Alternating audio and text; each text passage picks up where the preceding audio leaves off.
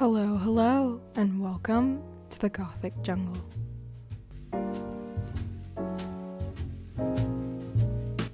Now, for today's video, as you can probably tell by the thumbnail, we are making a Coffin Terrarium, and I am so excited. I've been wanting to make this for a while, and I got my little skelly guy here. His legs can move, and his head can move, and it was the only one that was small enough to fit in this coffin that I could find on Amazon. So that's what we're working with here. I also got this little glass coffin from Amazon as well. It came with a microfiber cloth and some little sticky tabs too, if you want to keep the lid just propped up a little bit. But this is the inspiration for the terrarium. Obviously mine will not look as cool as this. But I saw this when I was on the houseplants subreddit looking for some help on some I had like a pest infestation and I need some help identifying it. But I saw this post and I was so excited about this project, and I really wanted to do it. So today we will be making a much less cool version of this. So I'm really excited, and let's get started. So in the pictures that I just showed you, the person that made it had a lot of little plants as the focus and then had some begonias at the bottom. But I chose to have this lightning jewel orchid that I saw at my local plant shop, and it really caught my eye because it was kind of small and the leaf patterning was so cool. It was dark, and you'll see a little bit later on, I hope, if my phone camera can pick it up, but the lightning part really is lightning. It is very glittery and very pretty. You know, I feel like I don't think of sparkles on plants when I think of plants. But I wanted that one to be the main focus of this. Just because I think that there should maybe be a focus plant in a terrarium. I don't know. I should say that I have never made a terrarium before, so if I'm doing something wrong and you've made a terrarium before, comment down below. I'd love to hear some tips. So for the base of it, I'm going to be using organic charcoal. I like to use this to kind of aerate my soil mixes a little bit more, so I figured it'd be a good base later to have at the bottom. I was originally going to do gravel and then terrarium soil, but considering that my jewel orchid is growing in sphagnum moss, I didn't want to mess with that, and also I already had this, so I really didn't want to have to spend more money. I am still a college student, so money's not exactly the greatest resource I have right now. Yeah, so I'm just evenly spreading this along the bottom.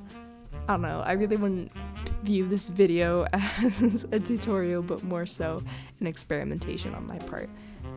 And I definitely will want to be giving updates on this, whether it be pictures on my Instagram, or I might do an update video later once the plants have kind of grown in, and stuff like that.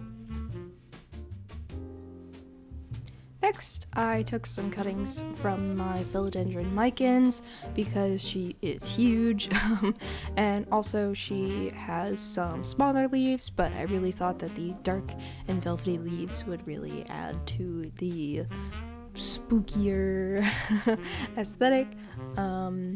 So they're just not getting as much light, so that's why they're in the back of the plant, but I thought they would be a nice addition. Also, that plant is huge, and I can always take cuttings from it. I don't mind putting these guys straight from cutting into sphagnum moss because I have had them root for me successfully in the past. Granted, that was in like a closed cabinet of sphagnum moss, but I think if I just keep these guys under a grow light and consistently watered, consistently sprayed, I should be fine. That's my plan. That's what I've been doing with the jewel orchid, and she's almost popping out a new leaf for me, so I feel pretty good about her. Me holding her up was just checking to make sure that I didn't accidentally pick a plant that was way too big. So no roots growing out of the bottom. Honestly, she probably was repotted not that long ago. I don't know. She seems fine. She seems stable. She's been doing well in just ambient temperature, but I just am gonna remove a little bit of the sphagnum moss at the end there and have her at the star part of the coffin. I don't know, it'll it'll look good, and I hope.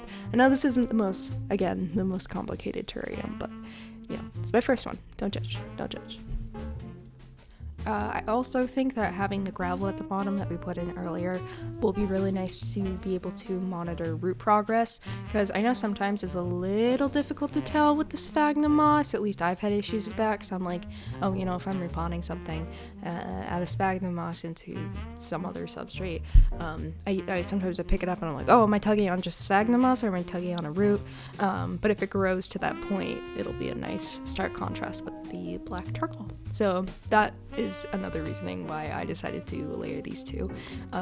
You know, in another case, it would have just been gravel at the bottom and then terrarium soil at the top, and then usually another type of moss. And as you can see here with these a little bit closer up shots, the sphagnum moss will eventually turn green if I just keep, you know, letting it grow, which I think that will make it look much more full and much more nice over time. Not quite as much of the contrast between the brownish yellowish sphagnum moss, but hopefully you can see the glitteriness a little bit here. I know I just sprayed it down, so it's not the easiest to tell, but I am really happy with how this came out. I know it's like the simplest thing ever. Like, it took me like maybe 10-15 minutes, I don't know. But I just think it's really cool and it's really fitting for the Gothic jungle. And I just have it here. I'm gonna add, of course, my little trinkets to put in there as finishing touches. My friend gave me this little marble mushroom, and I think it perfectly fits in there. Also, I like that it kind of adds some variety to the color scheme we have there. And then I have another little figure that I got at a like plant market. I have a video on that from a while ago. I'm really happy with it. I have my humidity cabinet behind there in case you know, the humidity level isn't high enough. I got my Ethereum and my Hoya linearis back there, so in case everything isn't in the right humidity, I can always put it in there. There's plenty of room. But I have her under a grow light, and hopefully she'll be happy. So that is all I have for you guys today. I hope you enjoyed watching. I know this one was a little short, but I really appreciate it, and I'll definitely be giving you updates in the future. Thanks for watching. Bye!